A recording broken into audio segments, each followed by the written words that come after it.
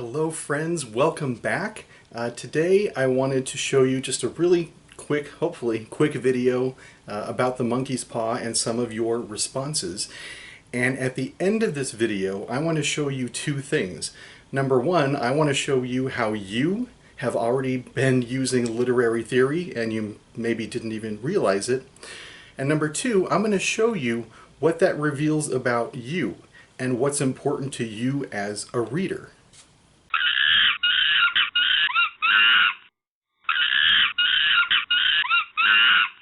I'm willing to bet that some of you have been to a museum, and maybe you've wandered into the part of the museum that shows modern art.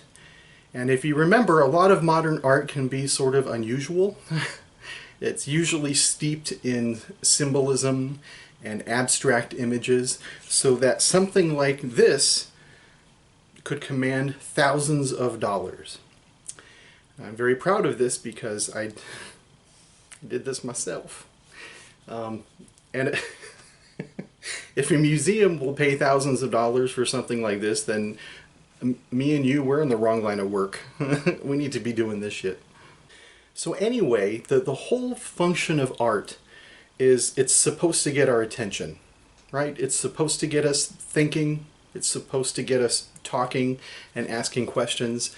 The first thing that you see when you see this is probably the black dot in the middle. That's the most arresting feature of this canvas.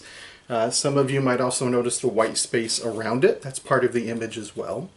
But some of the questions you might ask, if you had the opportunity to talk to the artist, you might ask them things like, what does it mean? Or what inspired you to do something like this? What does the black dot mean? Is the color of the dot significant? If it were a bright, happy yellow dot, would that mean something completely different than this sort of stark, lonely black spot in the middle of all this white canvas? Now, literature works the very same way. Depending on how you look at it, can reveal radically different details to you than it would to me. And it all depends on how you view it. If I take my copy of The Monkey's Paw here, and if I ask you to read the first sentence to yourself, I'm going to hold it back here. Can you do it? Can you read the first sentence from your position right now? Probably not. Probably too far away. So I'm gonna help you out, and I'm gonna hold it closer to you so you can read the first sentence. Okay, now read it. Oh, let me come back into focus here. You probably couldn't do it because it was too close, right? It was all blurred out, just like my camera did here.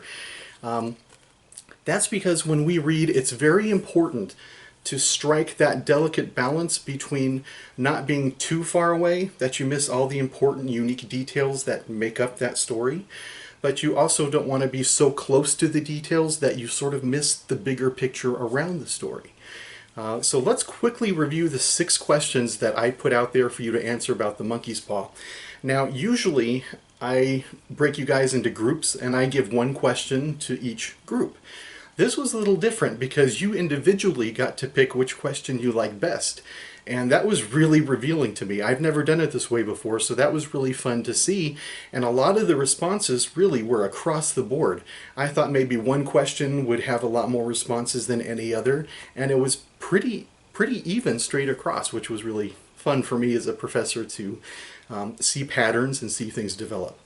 So let's take a really quick look at some of your responses, and I'm going to show it or throw in a few observations of my own as well. And again, at the end of the video, I'm going to show you a couple of things that might be a little revealing to you. All right, so pulling up my trusty whiteboard here, question 1 was, what kinds of patterns or symbols do you see in the story? For example, where do you see groups of 3? And also, what was the significance maybe of the chess game being played between the father and the son? So obviously our story is structured around patterns of 3. We have obviously the monkey's paw that grants 3 wishes. We have 3 members of the White family, Mr. and Mrs. White and their son Herbert. Mr. White is the 3rd owner of this monkey's paw. Sergeant Morris takes 3 shots of whiskey to sort of build up his courage to tell the story of the monkey's paw. When the insurance salesman arrives at the house to break the bad news that the White's son has died in an accident at work, he hesitates 3 times at the gate. There are 3 knocks on the door when Herbert is wished back to life. This chapter, I don't know if you noticed, even though it's a short story, but our short story has been divided into 3 mini chapters. So again, there's that number 3. Now the chess game, if you're familiar with chess, you know it's a game of strategy and skill, and that taking any kind of unnecessary risk could cost you the game. You could lose if you do something that you don't really need to do in the game. And a lot of you mentioned that the game foreshadows a sense of danger, that the father takes unnecessary risk throughout the story. It sort of predicts what's going to happen. When the dad is playing chess, he's not paying attention, and he makes a move that he wasn't careful about, and he loses the chess game. And that happens when we get the monkey's paw. They take unnecessary risk, wishing for things they don't really truly need, and that ends up unleashing this entire chain of disasters. All right, question number 2 was actually all about questions. What questions might the story be answering? What questions does the story not answer and leave unknown? And what are the implications or the takeaway for the reader? What are the conclusions here? Well, some of the best questions that I saw pop up. What is the history of the paw? Well, we do know that Mr. White is the 3rd owner.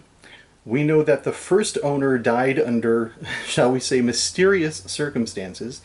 And Sergeant Morris is the 2nd owner, and he seems desperate to get rid of this thing. Which leads us to question number 2. I think it's a great question one of you asked, or a couple of you did. Why does Sergeant Morris give it to the family? Obviously, Sergeant Morris is a friend of the White family. They seem to love him. He's a good friend to them. So why would a good friend bring this terribly dangerous thing, at least he believes it's dangerous, why would he bring it into their home and dangle it in front of them and just say, you know, this grants wishes, but don't wish on it? That's always troubled me that he did that. I mean, my only guess, some students have suggested over the years that maybe he's trying to rid himself of the curse, and the only way he can do that is to pass it along to a new owner. But I thought that's a great question. What is he doing giving it to this family if it's so dangerous? Another question that I saw quite often, what was the 3rd unspoken wish? Well, we do know that wish number 1 was for money, and they don't ask for a lot. They just wish for enough to pay off their home, the mortgage on their little house. So they wish for money, and unfortunately it comes with a very dark twist. In order to get their money, their beloved son, their one and only child, dies in this terrible accident. He falls into this machine at work and gets mangled. And as a twist of fate, the insurance payoff just happens to be the same amount of money that the family wished for. Their second wish comes from the mother, Mrs. White. She desperately wants her son back, so wish number 2 is for Herbert to return. But the horror of the story comes in the question of, what does Herbert come back as? What does he look like? Is he going to be the same old Herbert, or is he going to be the Herbert after the accident? And so we get that answer when there are 3 knocks on the door, because the second wish has come true, and Herbert, in whatever form he's in, is standing just outside their front door. But the 3rd wish is not said out loud. The dad, Mr. White, grabs the monkey's paw, makes a silent wish to himself, and when they open the door, there's nothing there. So we can assume, if it wasn't quite clear to you, we can probably assume that the dad wished for his son, whatever was standing outside, to go away, just to go back to the grave, go back to heaven, whatever the wish was. But it seems to be he wished the boy away. Now, I threw on this last question as one of my own. What if there was no paranormal activity happening in this story? Now, we are led to believe one of the conclusions is that this is a tale of supernatural stuff happening, right? That this is a tale of magic, that these wishes are coming true. But what if that isn't the case? What if we take the supernatural activity out of the story? What are we left with? So if it's not a ghost story, how do we explain these terrible, mysterious things? Well, wish number 1 was for money, and the next day their son dies and they get money. Was that magic? Or maybe just a terrible coincidence? Coincidences, good or bad, happen every day. They happen all the time. So it doesn't necessarily have to be magic. It could be just a terrible, fateful thing that happened. When they make their second wish to bring Herbert back home, there are 3 knocks on the door. And the story, because of its framing as a horror story, leads us to believe that the son is back from the grave. However, when we get to chapter 3 of the short story, the weather has changed in this little town, and if you remember, it's pretty stormy and pretty windy outside. So maybe the knocks on the door is just a branch being knocked against the door, or some debris is being blown up the front porch against the door. And there's nothing supernatural about that at all. That's perfectly natural, reasonable, and a really simple explanation. It's just the wind. Which leads us to wish number 3. If the father wishes for the son to go away in that moment, and they open the door, and Herbert has disappeared, well, if it was only the wind making the noise to begin with, then of course there's nothing on the front porch. All of that was just coincidence. It was just the weather. But because of their heightened sense of fear and paranoia and grief, all of those things conspired to create this horror story. And when you and I were reading it as readers, we got sucked into it too. We got sucked into that burst of emotion that they're feeling and that terror of what's standing outside the door. But if we take a step back and ask the right questions, then we can completely demolish that story, and it's not a ghost story at all. For question number 3, I asked, how would you describe the marriage between Mr. and Mrs. White? Are they happily married? And in what ways is Mr. White a typical husband and Mrs. White a typical wife?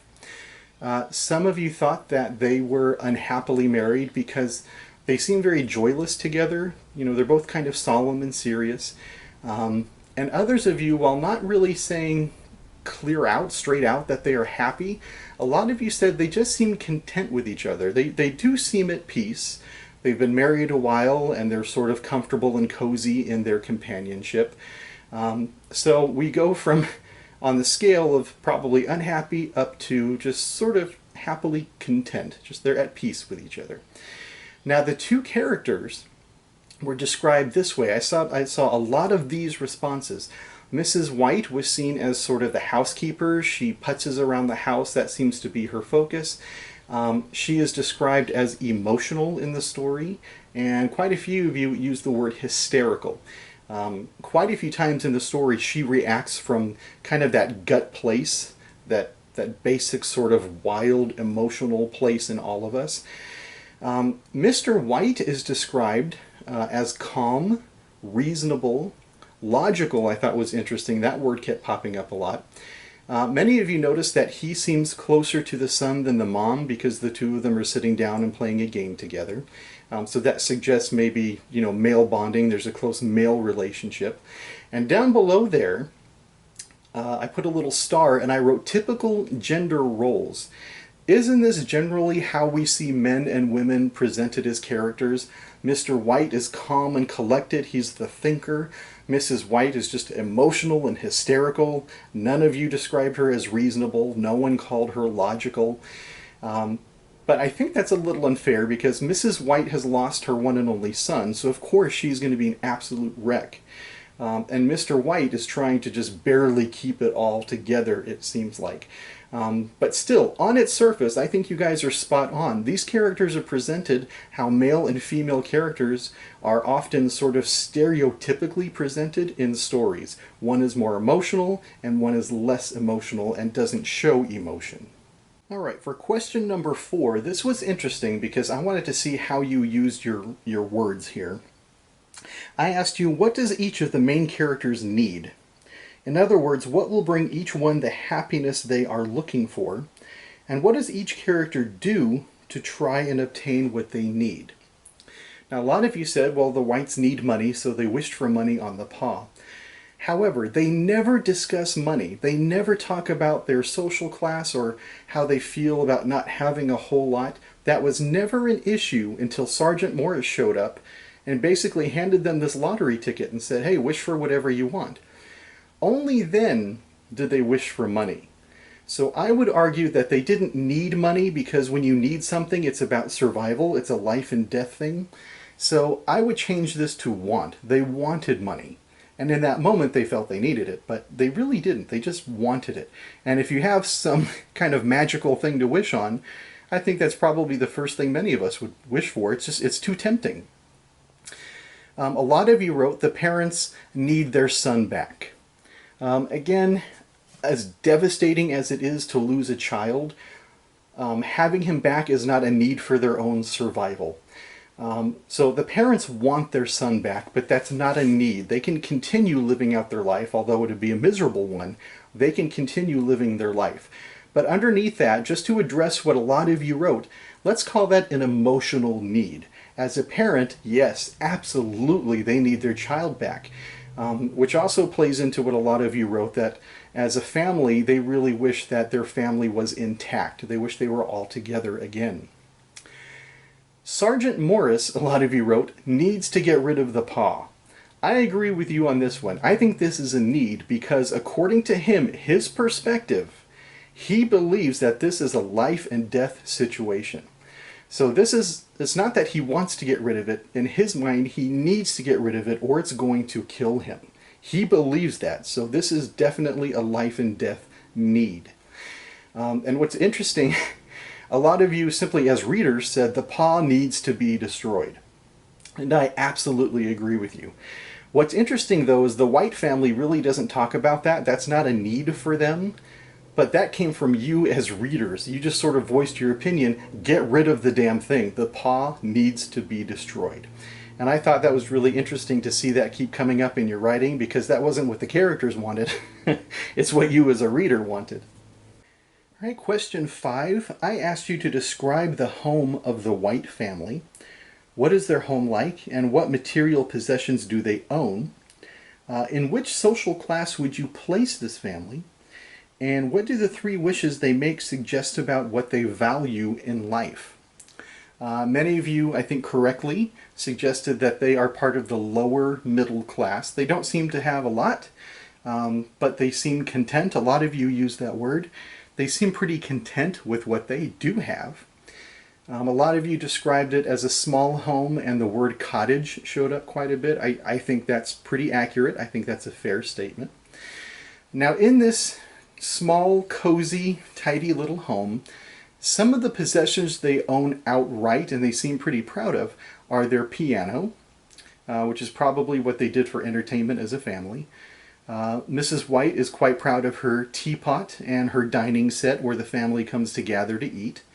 The dad owns his chessboard, which, you know, to a lower middle class family, that probably seemed very fancy. You know, kind of made them feel elevated that they have this thinking man's game in their home, right? A lot of you mentioned the fireplace, and I think that kind of says more about our current values than back in the day. We see a fireplace in a house now, and that seems sort of fancy, sort of luxurious. But remember, we're talking probably way back. You probably get the sense we're going back maybe 100 years or so. This is before air conditioning and heaters with thermostats. So a fireplace really would have been a basic tool for survival. That's how they cooked. It's probably how they heated their home. Well, obviously how they heated their home. As far as their values, when you looked closely at the 3 wishes they made, you were thinking of what they maybe found important at those moments. And a lot of you suggested greed, that their first wish suggested maybe they had a moment of greed.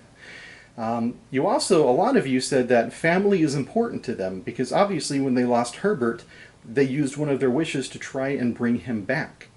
But quite a few of you also mentioned that the everlasting afterlife peace of their son was important to them as well, because as humans, as mortals, they want their son back. But they also know that he would probably be in pain and suffering, and so they made the very selfless wish to make him go away and be in peace. So their son's peace was more important to them than having him back physically. And a lot of you mentioned at the end that they probably learned from their experience. The story seems to suggest about money that it's no good, right? That the White family should just be content with what they already have. And most importantly, a lot of you mentioned that a value here is that wealth does not guarantee happiness. Those were one of you guys wrote that. One of you wrote that, and I took your exact words. I thought that was great. Wealth does not guarantee happiness. And that certainly was something they learned out of this experience. Unchecked greed leads to misery, and intense desire also often leads to unfulfilled expectations. And we can tie that into these values of the White family. And finally, question number 6, I asked, what emotions do the Whites experience? What causes them to experience each emotional response? Do the characters deserve what happened to them? And what do you suppose Mr. and Mrs. White have learned by the end of their strange story? Just for the interest of time, I've reduced the responses here to just some simple adjectives. A lot of you wrote, obviously, they started off pretty happy and content at home together. When the paw enters the picture, they become very curious, so we have a sense of curiosity. Their first wish makes them feel greedy. Obviously, the way they attain their money put them through a period of grief and sadness. At that point, when they start wishing for their son back, the story really kicks up that sense of fear and terror for the family. And by the end, of course, they're experiencing regret for everything they've done, but also some really painfully earned life experience and wisdom has come out of this experience with the monkey's paw. Those of you who answered this question, some of you said they deserved what they got because if you tempt fate, you know, when you if you make stupid choices, you win stupid prizes. So some of you said that they deserved what happened. But the vast majority of you who answered this particular question, you were quite sympathetic to the family and understood that they were just being tempted, that they did, I think, what most people would do in this situation. I mean, if you found a lottery ticket or if you bought a lottery ticket and it turns out you won, are you going to cash it in or just rip it up and say, well, that was fun, I just wanted to play? You know, of course not. You're going to respond like any other human would and go for the prize. And the Whites, I mean, they're really no different from real people. And then finally, a lot of you, I could sum up what so many of you said who answered this question. The moral of the story simply seems to be careful what you wish for. They possibly learned that when you demand too much, your selfish wants and not your basic needs can have brutal and unintended consequences here. So heading back to the big board, I told you earlier in the video that this was going to reveal a couple of things. Number one, it's going to show you how you have already stepped up your critical thinking and are using literary theory to make sense of a story. And this also will show you which pair of glasses you tend to sort of naturally favor. So for example, if you answered question number 1, that first column, you were practicing structuralism. So you're probably more of a left-brained person. You like analysis and you're a more methodical person. You like right answers. You like to follow a clear-cut path to a correct answer. You don't like really any mystery. So you are probably a structuralist at heart. You look for patterns and clues. If you answered question number 2 in blue, you were practicing deconstruction, which means you like to challenge something that looks pretty solid on its surface. So you like to poke holes in things, you like to ask questions of things. You don't accept anything at face value, you want to see what's happening underneath the surface. Those of you who answered question number 3, you were practicing feminism. You were reading the way a feminist critic would read a work. And that evaluates relationships between men and women. It looks at gender roles and stereotypes. It looks at issues of sexuality, sexual identity, all that kind of stuff. If you answered question number 4 in orange, you were practicing psychoanalysis. And that tells me you're really interested in the characters and why they do what they do and how the circumstances of their situation cause them to make the choices that they make. Those of you who answered number 5, you were practicing Marxist literary criticism or Marxism, and that's where issues of social class, economy, basic survival, the things that we value the most, those things are important to you as a reader. And finally, the last group, if you answered question number 6, you were practicing trauma theory. And that tells me you also are interested in the characters and their emotional state. So how do characters experience a traumatic event and get through it?